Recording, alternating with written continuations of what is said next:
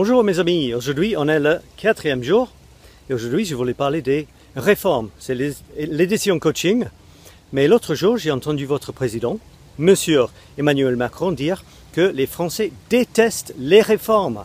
Et je me suis posé la question, est-ce que les DRH détestent les réformes aussi? Je vais essayer de répondre à cette question à la fin, mais je me suis dit que dans le coaching c'est un peu les réformes en fait, on essaie de réformer des gens. Ou bien on essaie d'aider des gens à se reformer eux-mêmes. Parce que nous croyons que le changement imposé de l'extérieur, ça ne marche pas. Et normalement, c'est ça qui se passe dans les réformes dans le pays. C'est qu'il y a des changements imposés de l'extérieur. Et qu'est-ce qui se passe dans le coaching, par exemple? Quand quelqu'un a un coaching imposé sur lui, eh bien, il résiste.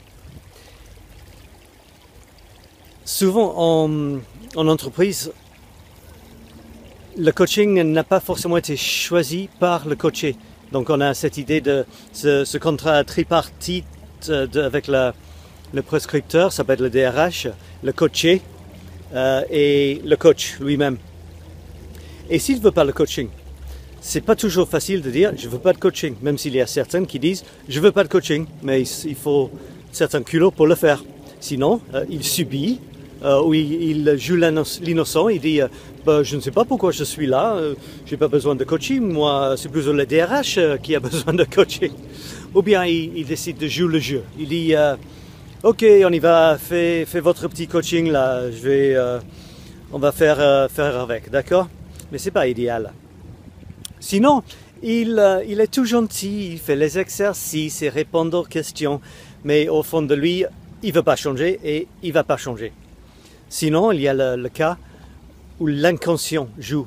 La personne sait qu'il a besoin de changer, de réformer certaines choses pour être plus efficace ou communiquer mieux avec son équipe, mais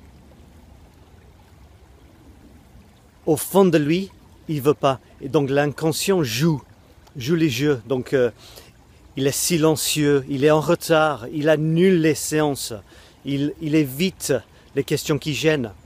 Et là, ça ne va pas non plus. Et donc, qu'est-ce qu'on peut faire? Parce que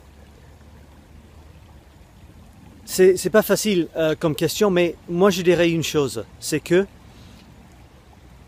le changement ne peut pas être imposé avec des grandes espérances de réussite. Et dans le coaching, le mieux c'est que la personne a choisi lui-même de changer. Et comment on peut faire ça?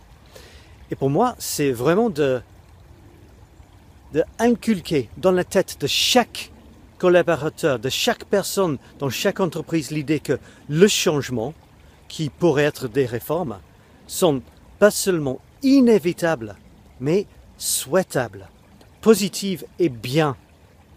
Il faut les convaincre d'une façon ou d'une autre qu'on ne peut pas progresser sans les changements. Et en changeant, on va plus vite et on réussit mieux. Et c'est pour ça que je vous montre cette petite carte pour aujourd'hui. Là, à gauche, on a la personne qui a eu la décision imposée de changer. On veut qu'il change, il résiste. Ça, c'est la flèche rouge. À droite, c'est la personne qui on invite à changer.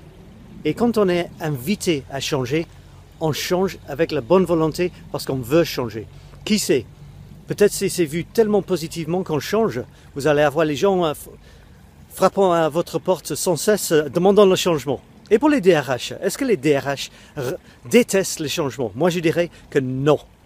Parce que s'il y a quelqu'un dans l'entreprise qui comprend mieux que personne la nécessité de changement, c'est le DRH.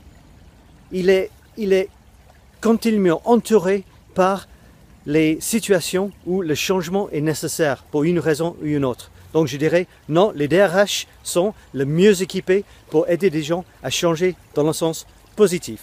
Voilà, c'est tout pour aujourd'hui. À la prochaine fois. Bye bye.